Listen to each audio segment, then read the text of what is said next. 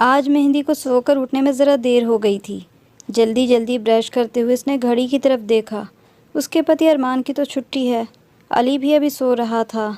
आज उसे अली को तैयार करने का काम नहीं था, बस मेहंदी को ही ऑफिस के लिए तैयार होना था। अम्मा ने चलते चलते उसे टिफ़िन पकड़ाया। बोली, पराठा ऑमलेट है बेटा, खा लेना, लौटा कर मत लाना। सुबह मेहंदी ने नाश्ता भी नहीं किया। अम्मा कितना ध्यान रखती हैं उसका। यह सोचकर मेहंदी की आंखों में आंसू आ गए। ये कहावत कभी कभी कितनी सही साबित हो जाती है कि अपनों से पराए भले। अपने तो पलटकर भी नहीं देखते, लेकिन 1000 रुपये पर काम करने वाली इस अम्मा को मेहंदी का कितना ख्याल रखती हैं, जबकि उसका पति अरमान उसका पति होने के बावजूद भी उसे कभी नहीं पूछता कि कैसी हो। इतना खुदगर्ज है अरमान कि किसी से कोई मतलब नहीं रखना, बस घर में सब कुछ उसके मन मुताबिक होना चाहिए। वह अपने आप को घर का मालिक समझता है, जबकि तनख्वाह मेहंदी उससे डबल लाती है और घर भी वही चलाती है। उसका पति, उसका घर, उसका बच्चा उसकी जान है और उनके लिए वह कुर्बान हुई जाती है। बचपन से ही मेहंदी बहुत ज़्यादा जज्बाती है, लेकिन उसका पति अरमान बहुत ही ज़्यादा खुदगर्ज है। मेहंदी घर से निकली तो जल्दी ही उसे ऑटो मिल गया और वह ठीक समय पर दफ्तर पहुंच गई। कुर्सी खींचकर वह अपनी सीट पर बैठी ही थी कि चपरासी ने आकर कहा, मैडम बॉस आपको बुला रहे हैं। वह डरते डरते बॉस के कमरे में गई। वह बड़े अच्छे मूड में थे। उसे देखते ही बोले, मेहंदी मिठाई तो खिलाओ। मेहंदी हैरान होकर बोली, किस बात की सर? तुम्हारी सीआर बहुत अच्छी गई थी, तुमको प्रमोशन मिल गया है। यह सुनकर मेहंदी बहुत ही ज़्यादा खुश हो गई। अपने सर का शुक्रिया बोलकर बाहर आई और फिर काम में जुट गई कि सर उठाने का भी वक्त नहीं मिला। दफ्तर से छुट्टी के बाद वह घर आकर लेट गई। अली आकर उससे लिपट गया। तब तक अम्मा चाय ले आई और उन्होंने मेहंदी से पूछा भी, बेटिया टिफ़िन खाया? अरे अम्मा, आज भी लंच करने का ध्यान ही नहीं रहा। अम्मा ऐसा करो, ओवन में गर्म करके उसे ही दे दो। अरे नहीं बिटिया, मैं तुम्हें नमक अजवाइन की पूरी बना देती हूँ। तुम्हें इतना काम करना होता है, बच्चे को भी पालना है, ऐसा करोगी तो। अम्मा प्यार भरा गुस्सा दिखाते हुए रसोई में पूरी बनाने चली गईं। मेहंदी फिर से उन्हें जाते हुए आंखों में आंसू भरकर देखती रह गई। रात को क्या खाओगी बेटी, ये तो बताओ। अभी भरपेट खाकर रात को क्या ही खाऊंगी। अली की खिचड़ी रखी है। यह बोलकर अम्मा 2 पल खड़ी रहीं, फिर बोली, साहब कब आएंगे? काम से गए हैं, जब काम ख़त्म होगा तब आ जाएंगे। रात देर तक मेहंदी को नींद नहीं आई। अपने पति अरमान के बारे में सोचती रही कि वह अब कुछ ज़्यादा ही बाहर जाने लगा है। घर में जब रहता है तो बात बात पर गुस्सा ही करता रहता है। उसके हाव भाव से तो नहीं लगता, यही लगता है कि ऑफिस में शायद काम का दबाव है या किसी तरह की नाराज़गी चल रही है। सबसे बड़ी परेशानी की बात यह है कि वह पिछले 4 महीने से घर में खर्च भी नहीं दे रहा है। पूछो तो कह देता है कि गलती से एक वाउचर पर उससे गलती से साइन हो गए और पेमेंट हो गई थी और अब रिफ़ंड हो रही है। अब इसके आगे मेहंदी क्या कहे। ऐसी गलती होती तो नहीं, पर इंसान से भूल हो भी सकती है। अरमान पर वह अपने से ज़्यादा भरोसा करती है। थोड़ा सख्त आदत तो है, पर छल कपट करने की आदत नहीं है। सोचते हुए कब उसे नींद आ गई। अगले दिन जब दफ्तर गई तो सब उसकी प्रमोशन की खुशी में उससे पार्टी मांग रहे थे। लंच के बाद जमकर पार्टी हुई। सभी ने उसे बहुत सारे तोहफे दिए। वह मन में खुशी की बाढ़ लेकर घर लौटी, पर घर जाकर उसे रोना आ गया कि ऐसी खुशी के मौके पर भी अरमान घर में नहीं है। मेहंदी अपनी खुशी अपने पति के साथ बांटना चाहती थी, लेकिन अरमान का तो कोई पता ही नहीं रहता। अम्मा के घर मेहमान आने वाले हैं, इसलिए आज वो भी जल्दी चली गई। ड्राइंग रूम में बैठी अपने बेटे के साथ ब्लॉक से रेल बना रही थी कि अरमान का पुराना दोस्त आया। उसको देखते ही मेहंदी हंसकर बोली, आप राजेश भैया, मैं गलत तो नहीं देख रही? नहीं, आप सही देख रही हो भाभी, मैं राजेश ही हूँ। बैठिए भैया। भाभी को क्यों नहीं लाए? भाभी का अब शाम को निकलना बहुत मुश्किल हो गया है। दोनों बच्चों को होमवर्क कराती है। अरमान अभी तक ऑफिस से लौटा नहीं है क्या? वह यहाँ कहाँ हैं? ऑफिस के काम से बेंगलुरु गए हैं। राजेश अब बहुत ही ज़्यादा गंभीर हो गया। भाभी पता नहीं क्या, आप मेरी बातों पर यकीन करोगी या नहीं, पर मैं आपको अपनी बड़ी बहन मानता हूँ, इसीलिए आपको बता देना ठीक समझता हूँ। और मेरी बीवी की भी यही राय है कि बीवी को ही सबसे पहले इन सब बातों का पता चलना चाहिए। मेहंदी घबराई सी बोली, भैया बात क्या है? भाभी, अरमान कहीं नहीं गया है, वो यहीं दिल्ली में है। ये सुनकर मेहंदी को झटका लगा। ये आप क्या कह रहे हैं? भाभी, आपकी हालत में समझ सकता हूँ। पहले मैंने सोचा था कि आपको नहीं बताऊँ, पर मेरी पत्नी ने कहा कि आपको पता होना चाहिए, जिससे कि आप सावधान हो जाओ। पर भैया, ये कैसे हो सकता है? वो तो मुझे कभी झूठ बोलते नहीं। भाभी, कल मैं और मेरी पत्नी एक बीमार दोस्त को देखने गए थे। मेरी पत्नी ने ही पहले देखा कि अरमान ऑटो से उतरा तो उसके हाथ में मेन्यू रेस्टोरेंट के 2 बड़े-बड़े पॉली बैग थे। उनको ले वह सामने वाली गली के अंदर चला गया। मैं उसके पीछे जा ही रहा था, पर मेरी पत्नी ने रोक दिया। मेहंदी की सांसें रुक गईं। एक पल को लगा कि चारों ओर अंधेरा छा गया हो। फिर भी उसने अपने आप को संभाल कर पूछा, कोई गलती तो, मतलब डील डॉल में अरमान जैसा कोई दूसरा आदमी तो नहीं था? भाभी, अरमान मेरे बचपन का दोस्त है। उसकी पहचान में मुझे कोई भूल नहीं हो सकती। पर भैया, उन्होंने आज सुबह ही बंगलोर से फ़ोन किया था। रोज़ ही करते हैं। उसका मोबाइल और आपका लैंडलाइन, आपको क्या पता कहाँ से बोल रहा है। वह बहुत खुदगर्ज है, ये तो वे समझ गई थी।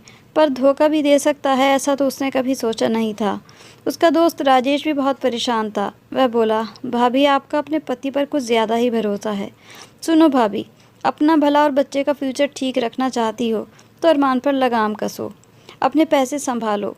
मेहंदी की नींद उड़ गई। चिंता से सर बोझिल हो गया। वह खिड़की के सहारे बिछी आराम कुर्सी पर चुपचाप बैठी अरमान के बारे में, माँ की नसीहतों को याद करने लगी। संपन्न माता पिता की बड़ी लाडली बेटी मेहंदी अरमान के लिए उनको भी कुर्बान कराई थी। अरमान का हाव भाव और उसके बात करने का ढंग कुछ इस तरह का रूखा सा था जो किसी अच्छे इंसान को पसंद नहीं आता था।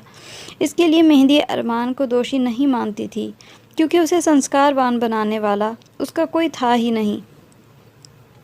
सबसे पहले मेहंदी के घर में अरमान का आना जाना था। तब वह एक छोटी सी नौकरी करता था और मेहंदी ने लोक सेवा आयोग की परीक्षा पास करके अधिकारी के पद पर काम करना शुरू किया था। लेकिन तब मेहंदी अरमान के प्यार में एकदम पागल सी हो गई थी। उसकी माँ ने उसे बहुत समझाया कि इतने अच्छे अच्छे रिश्ते आ रहे हैं और तूने किसे पसंद किया? ये अच्छा लड़का नहीं है। इसके चेहरे से चालाकी और दिखावा टपकता है। तू क्यों नहीं समझ पा रही है कि ये तुझसे प्यार नहीं करता, बल्कि तेरे पैसे से प्यार करता है। उसके लिए तू सिर्फ सोने के अंडे देने वाली मुर्गी है और इससे ज़्यादा कुछ नहीं। एक दिन आएगा जब तू मेरी बात समझ जाएगी, लेकिन तब तक बहुत देर हो जाएगी। मेहंदी ने अपनी माँ की बात भी नहीं सुनी, क्योंकि वह तो उस पर और उसकी खूबसूरती पर मर मिटी थी। इसीलिए एक दिन घर में बिना बताए उसने चुपचाप अरमान के साथ कोर्ट मैरिज कर ली और दोनों पति पत्नी बन गए। तब से माँ बाप से उसका कोई ताल्लुक़ ही नहीं रहा। अभी शहर में उसका ऐसा कोई नहीं था जिसके सामने रोकर जी हल्का कर सके। कोई भी परेशानी आती तो कौन सहारा देगा। उसे अपनी माँ की कही गई बातों पर गौर करने लगी तो पाया कि जब से शादी हुई है तब से लेकर अब तक कभी अरमान ने उसकी ख्वाहिशों की को कोई अहमियत ही नहीं दी थी और वह खुद भी इन सब बातों को नज़रअंदाज करती रही। सोचती रही थी कि उसका पारिवारिक जीवन कुछ नहीं था, उसके माँ बाप नहीं थे, उसे कोई सिखाने वाला नहीं था। इसीलिए उसे शायद फैमिली में कैसे रहते हैं ये नहीं आता। धीरे धीरे जैसे जैसे वक्त गुजरेगा मैं उसे सब कुछ सिखा दूंगी। कभी कहीं घूमने भी गए तो अरमान पूरा पैसा उससे कैश में ले लेता था। और ताज्जुब की बात तो ये थी कि उसके ऐसे बर्ताव पर भी मेहंदी को उसकी गलती का एहसास नहीं हुआ। अभी तक अरमान पर मेहंदी का इतना अटूट यकीन था कि पति पास रहे या दूर उसे कभी बुरा नहीं लगता था। पर अब ये यकीन टुकड़े टुकड़े होकर बिखर चुका था। कहीं भी कुछ नहीं बचा। अब अपनी और बच्चे की हिफाजत उसको ही करनी होगी। अरमान लौटा एकदम ट्रेन के ठीक वक्त पर। उसने अरमान को गौर से देखा तो उसके चेहरे पर कहीं भी सफ़र की थकान के निशान नहीं थे। मेहंदी, जल्दी से नाश्ता लगवा दो, ऑफिस के लिए निकलना है। अम्मा ने पराठा सब्ज़ी प्लेट में रख खाना लगा दिया। खाना खाते खाते अरमान बोला, 500 रुपये मेरे पर्स में रख दो, स्कूटर में तेल डलवाना है, मेरा पर्स खाली है। पहले कहते ही निहाल होकर मेहंदी पैसे रख देती थी, पर अब उसने अभी से समेटना शुरू कर दिया। वह बोली, मेरे पास पैसे नहीं हैं अरमान, मेरी तनख्वाह अभी 1 हफ्ते बाद मिलेगी, तो फिर क्या मैं बस में जाऊं या पैदल? वह परेशानी तुम्हारी है, मेरी नहीं अरमान। वो भौचक्का सा उसका मुंह देखने लगा। मेहंदी ये कहकर बाथरूम में नहाने के लिए चली गई। जब वह आई तो अरमान तैयार हो रहा था। सुनो, मुझे कुछ कहना है। हाँ कहो, सुन रहा हूँ। घर का पूरा खर्च मैं चला रही हूँ। तुम देना तो दूर उल्टे ले लेते हो। अगले महीने से ऐसा नहीं होगा, तुमको घर का खर्च देना पड़ेगा। कहाँ से दूंगा, मेरे भी 10 खर्चे हैं। घर चलाने की जिम्मेदारी तुम्हारी है, मेरी नहीं, अरमान बेशर्मी के साथ बोला। नौकरी वाली लड़की से शादी घर चलाने के लिए ही की थी, समझी। मेहंदी को लगा उसके सामने एक मक्कार और झूठा इंसान बैठा है। और सुनो, रात को खाने में कीमा और पराठा बनवाना। 150 रुपये गिन कर रख दो कीमा और घी के लिए, तब बनेगा। रहने तो मैं सब्ज़ी रोटी खा लूँगा। उस दिन मेहंदी दफ्तर में बैठी काम कर रही थी कि उसकी कज़िन, जो उसकी बहुत ही ज़्यादा गहरी दोस्त भी थी, का उसके पास फ़ोन आया। वह बोली, मेहंदी मैं तेरे पास आ रही हूँ। मेहंदी उससे पूछने लगी, आखिर बात क्या है, सब ठीक तो है ना। वह बोली, मैं आकर बताऊँगी। आधा घंटा भी नहीं लगा कि उसकी कज़िन रूबी उसके पास चली आई। मेहंदी ने उसे बिठाया और पानी पिलाया। फिर पूछने लगी कि आखिर क्या हो गया है। वह बोली, मेरी छोटी ननद की शादी पक्की हो गई है, पर 50,000 के लिए बात अटक गई है। लड़का बहुत अच्छा है, पर 50,000 का जुगाड़ 2 दिन में नहीं हो पाया तो लड़का हाथ से निकल जाएगा। सब जगह देख लिया, अब बस तेरा ही भरोसा है। परेशान मत हो, मेरे पास 80,000 रुपये पड़े हैं, तो चल मेरे साथ, मैं पैसे दे देती हूँ। उसको साथ लेकर मेहंदी घर आई और लॉकर खोला तो वह एकदम खाली पड़ा था। ये देखकर मेहंदी को चक्कर आ गए। उसकी कज़िन उसका चेहरा देखकर चौंकी और समझ गई कि कुछ गड़बड़ है। वह बोली, क्या हुआ मेहंदी? 40,000 के विकास पत्र थे, पिछले महीने मैच्योर होकर 80,000 हो गए थे। सोच रही थी कि उठाकर उन्हें डबल करा दूंगी, पर तभी अम्मा पानी लेकर आई और बोली, बिटिया एक दिन दोपहर में आकर साहब अलमारी से कुछ कागज़ निकाल कर ले गए थे। कब? पिछली बार दौरे पर जाने से पहले। मेहंदी सर पकड़कर बैठ गई। रूबी ने उसे हिम्मत दी, जाने दे मेहंदी, तो परेशान मत हो, कहीं ना कहीं से पैसे का जुगाड़ हो ही जाएगा। एक बार डाकघर चल, तू मेरे साथ। दोनों डाकघर आई और बड़े बाबू से बात की तो उन्होंने कहा, आपके पति 10-12 दिन पहले कैश कराकर रकम ले जा चुके हैं, आपको पता नहीं क्या। दोनों चुपचाप डाकघर से निकल आईं। घर आकर रो पड़ी मेहंदी। मेहंदी सब्र रख, रूबी उससे कहने लगी, अब तू भी सावधान हो जा, जो गया सो गया, पर अब और नुकसान ना होने पाए, इसका ध्यान रख। थोड़ी देर बाद वह फिर बोली, मेहंदी एक बात बता, तेरा प्यार अंधा है या तू अपने पति से डरती है? अब तक मैं प्यार में अंधी ही थी, पर अब मेरी आंखें खुल गई हैं। ऐसा है तो थोड़ा हिम्मत कर, तू तो जो है सो है, लेकिन अपने बच्चे के फ्यूचर को अंधेरे में मत डुबो। उसे एक अच्छी ज़िंदगी दे, अकेले उसे पालने की हिम्मत है तुझ में। मेहंदी मैं तुझे एक बात बताना चाहती थी, पर तुझे दिमागी तौर पर टेंशन में नहीं डालना चाहती थी, ये सोचकर आज तक नहीं बोली थी। मेरी भांजी सुहाना को तो तू जानती ही है। पिछले महीने उसकी शादी हुई तो वह पति के साथ हनीमून पर शिमला गई थी। वहाँ जिस होटल में वह रुकी थी, उसने वहाँ पर अरमान को एक लड़की के साथ देखा था। अरमान और वह लड़की उस होटल में रुके थे। जब तक वह शिमला में रही, उसने अरमान पर नज़र रखी, पर लौटकर उसने मुझे ये बात बताई थी। सब कुछ साफ हो गया था। मेहंदी ने गहरी सांस ली। हाँ, तो ठीक कह रही है। बदलाव से डरकर चुप बैठी रही तो मेरे साथ मेरे बच्चे की भी तबाही होगी। मम्मी भी पिछले संडे को आकर यही कह रही थी। कुछ करूँगी। 2 दिन बाद अरमान लौटा। अली को बुखार था, इसलिए मेहंदी उसे गोद में लेकर बैठी थी। अरमान ने उसका हाल भी नहीं पूछा। आदत के मुताबिक आते ही बोला, अम्मा से कहो बढ़िया पत्ती की चाय बना दे। पहले बाज़ार जाकर तुम दूध का पैकेट ले आओ, तब चाय बनेगी। अरमान हैरान होकर उसका मुंह देखने लगा। मैं दूध लेने जाऊं? क्यों नहीं, सभी लाते हैं। मेहंदी ने बड़े रूखे अंदाज से बात की। इस तरह से उसने पहले कभी बात नहीं की थी। अरमान कुछ समझ नहीं पा रहा था। वह बोला, अम्मा को भेज दो, अम्मा के पास और भी काम होते हैं। तो ठीक है, मैं ही लाता हूँ, पैसे दे दो। अपने पैसे से लाओ, और घर का भी कुछ सामान लाना है, लिस्ट दे रही हूँ, वह सामान भी लेते आना। रहने दो, चाय नहीं पीनी, बोलकर अरमान बैठ गया। अली सो गया तो मेहंदी अखबार लेकर पढ़ने लगी। अरमान तैयार होते हुए बोला, ज़रा 500 रुपये तो देना, पर्स एकदम खाली है। मैं एक पैसा भी तुम्हें नहीं दे सकती, 500 रुपये तो बहुत बड़ी बात है। और तुम बैठो, मुझे तुमसे कुछ कहना है। अरमान बैठ गया।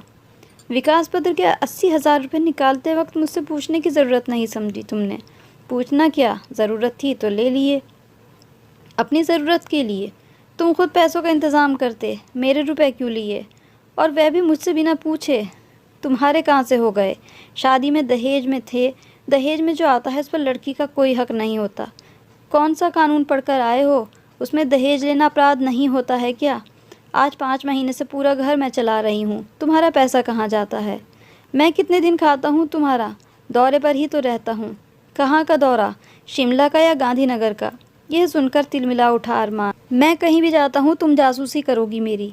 मुझे कुछ करने की ज़रूरत नहीं है। इतने दिन बेवकूफ़ बनाते रहे। अब मेरी एक सीधी बात सुन लो। ये मेरा घर है, मेरे नाम से है, मैं किस्त भर रही हूँ। तुम्हारे जैसे लंपट की मेरे घर में कोई जगह नहीं। मुझे अली को इंसान बनाना है, तुम्हारे जैसा लंपट नहीं।